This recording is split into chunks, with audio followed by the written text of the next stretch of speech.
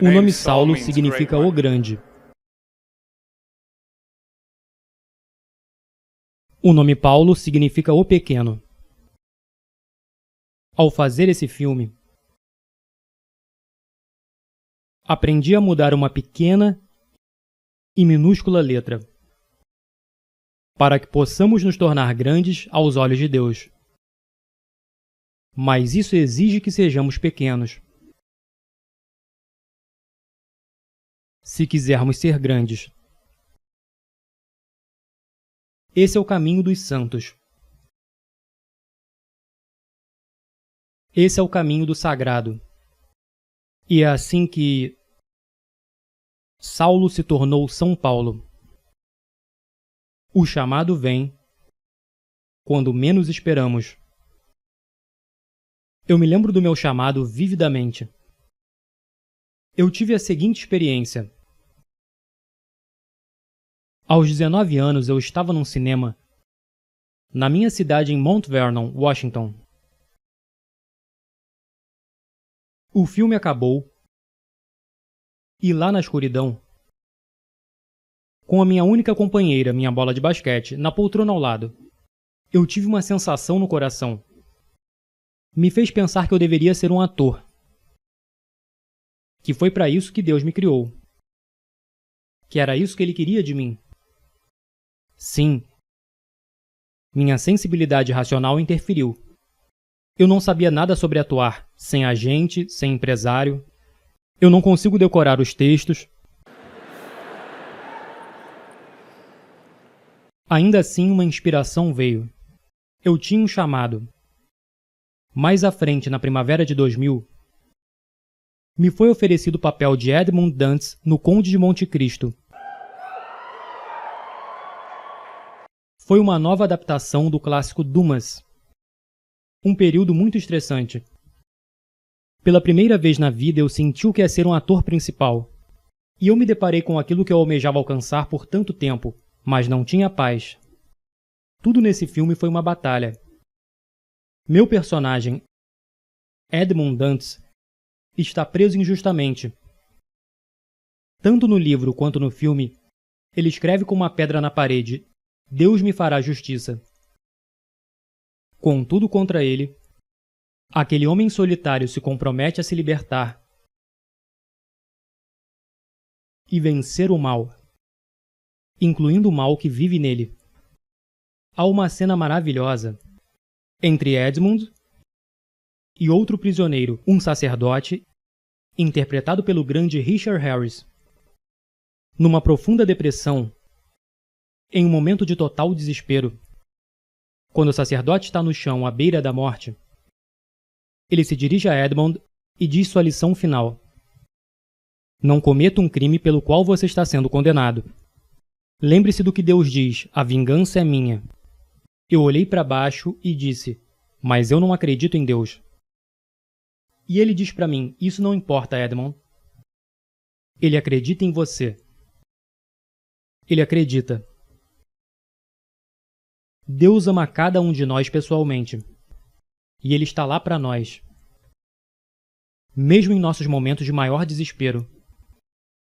Depois de gravar Monte Cristo, inexplicavelmente eu recebo uma ligação de Mel Gibson.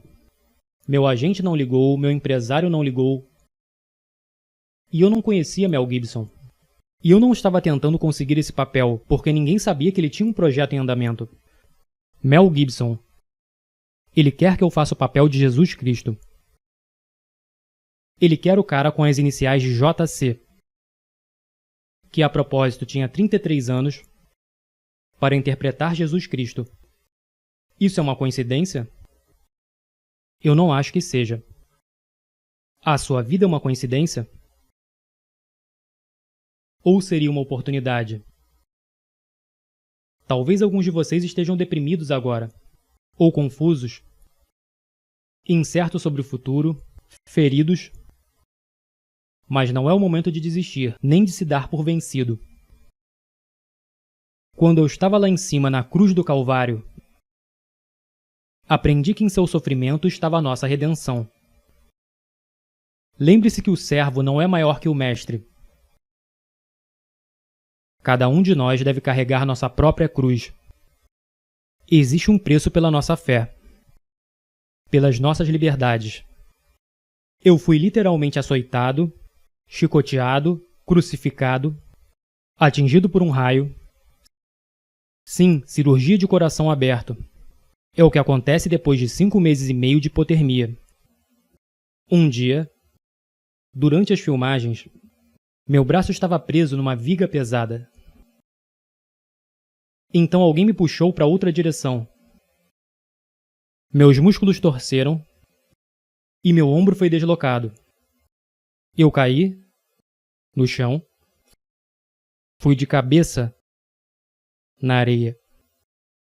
E essa cena permaneceu no filme. Mais adiante no filme, o próprio Jesus experimenta o deslocamento de seu ombro. Bem, agora eu sei como isso é sentido. Todos os dias eu tive que levantar essa madeira. Foi como uma penitência. Meu ombro estava rasgando, ficando em carne viva. E hora após hora, ficava cada vez mais pesado. Mas se isso tivesse sido filmado no estúdio, você nunca teria visto essa performance.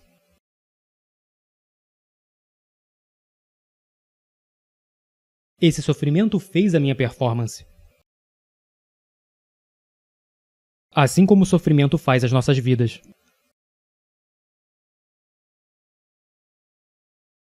Alguns de nós nesse momento, e vocês os conhecem, se agarram a um falso cristianismo.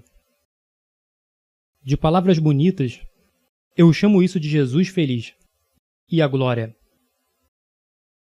Pessoal, houve muita dor e sofrimento antes da ressurreição. E a sua caminhada não será diferente. Então abrace sua cruz e siga em direção ao seu objetivo.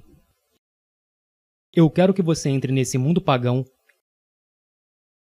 Eu quero que você entre nesse mundo pagão e confesse descaradamente sua fé em público. O mundo precisa de guerreiros orgulhosos, animados por sua fé. Guerreiros como São Paulo e São Lucas, que arriscam seus nomes e suas reputações para levar sua fé, seu amor por Jesus ao mundo. Deus está chamando cada um de nós, a cada um de vocês, para fazerem grandes obras, mas quantas vezes nós não respondemos e ignoramos sua voz como se fosse um devaneio mental?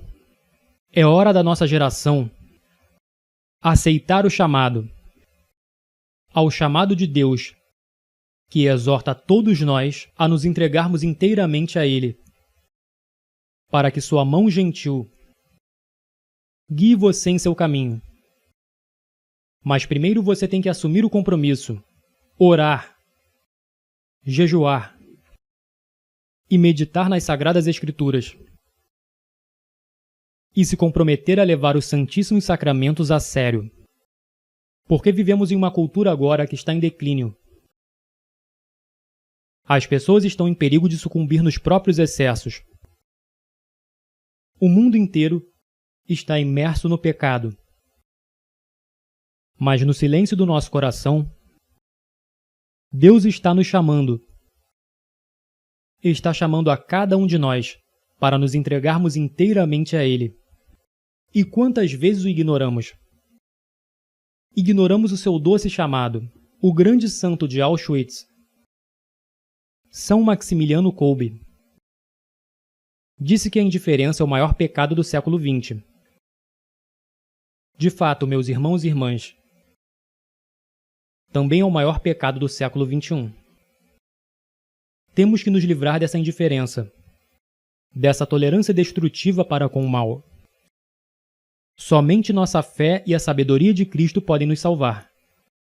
Mas isso requer guerreiros prontos para arriscarem suas reputações, seus nomes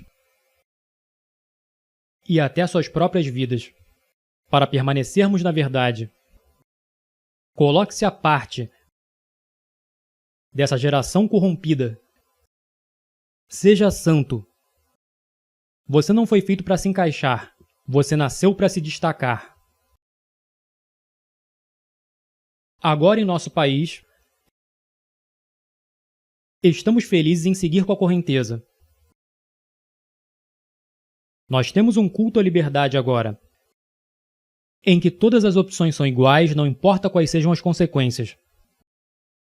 Você realmente acha que isso é liberdade? O Papa João Paulo disse: a democracia não pode ser mantida sem quaisquer obrigações específicas, sem as verdades morais sobre a pessoa humana e a sociedade. A questão fundamental colocada por uma sociedade democrática é a seguinte: como podemos viver juntos? Buscando uma resposta para essa pergunta, a sociedade pode esconder verdades morais e razões morais? Toda geração americana precisa saber que a liberdade existe não para você fazer o que quiser, mas para que você tenha o direito de fazer o que deve. Essa é a liberdade que eu quero para você. Liberte-se do pecado. Liberte-se de suas fraquezas. Liberte-se da escravidão imposta a nós pelo pecado. Essa é a liberdade pela qual vale a pena morrer. Isso me lembra o que Mel Gibson disse em seu primeiro filme vencedor do Oscar, Coração Valente. O que ele disse ao seu pequeno e desorganizado exército. E eu digo a vocês essa noite: eu vejo um exército inteiro de meus compatriotas aqui desafiando a tirania. Vocês vieram lutar como homens livres. E vocês são homens livres. O que vocês farão sem a liberdade? Vocês lutarão? Um homem diz: não, correremos e viveremos. Sim. Lutem e vocês poderão morrer. Fujam e vocês viverão. Pelo menos por enquanto. E quando estiverem morrendo em suas camas muitos anos depois, vocês almejarão negociar todos os dias, de hoje até aquele dia, pela chance, apenas uma chance, de voltar aqui e dizer a nossos inimigos que podem tirar nossas vidas, mas jamais tirarão a nossa liberdade. Todo homem morre. Nem todo homem realmente vive. Você, todos nós devemos lutar por essa liberdade autêntica e viver, meus amigos. Por Deus devemos viver, e com o Espírito Santo como seu escudo, e Cristo como sua espada. Junte-se a São Miguel e todos os seus anjos. Envie Lúcifer e seus capangas ao inferno de onde eles pertencem.